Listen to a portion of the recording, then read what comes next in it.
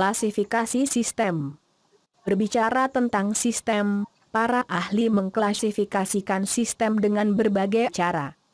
Ada yang melihatnya dari ketergantungan terhadap lingkungan, seperti dalam sistem terbuka dan sistem tertutup. Ada yang memandangnya dari kejadiannya, seperti dalam sistem alamiah atau sistem buatan. Ada yang meninjaunya dari cara adaptasinya terhadap lingkungan, seperti dalam sistem statis dan sistem dinamis, dan ada yang memandangnya dari desainnya, seperti dalam sistem fisik, sistem sosial, dan sistem abstrak.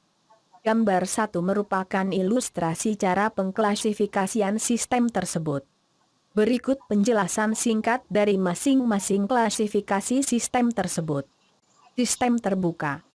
Sistem terbuka mempunyai sifat alami dan merupakan sistem yang berinteraksi dengan lingkungannya untuk mempertukarkan baik energi, materi dan informasi untuk mempertahankan keberadaannya. Sistem masyarakat dan organisasi merupakan dua contoh sistem terbuka.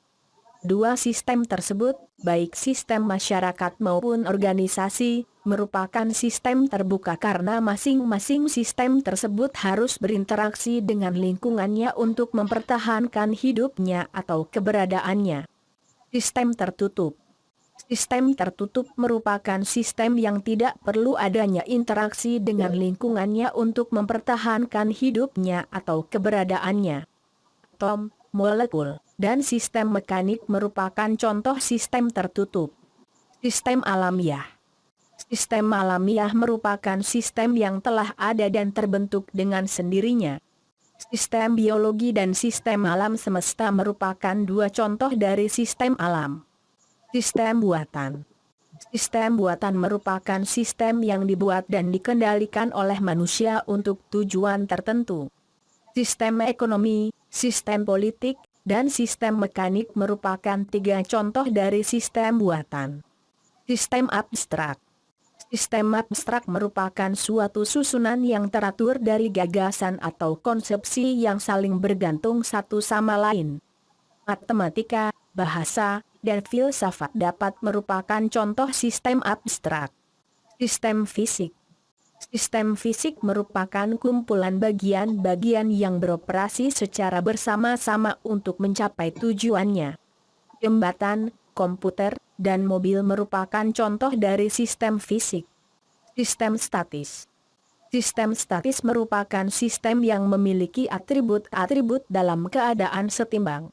Adanya suatu gangguan pada sistem, misalnya dengan memberikan nilai baru pada salah satu atribut sistem, maka sistem akan mencapai suatu kesetimbangan baru dengan nilai yang baru pula.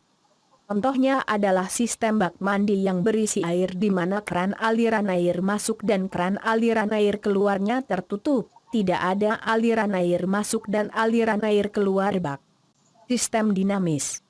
Sistem dinamis merupakan sistem yang menunjukkan perubahan setiap saat akibat aktivitas-aktivitasnya. Perubahan-perubahan yang terjadi dalam sistem dapat diturunkan sebagai fungsi waktu.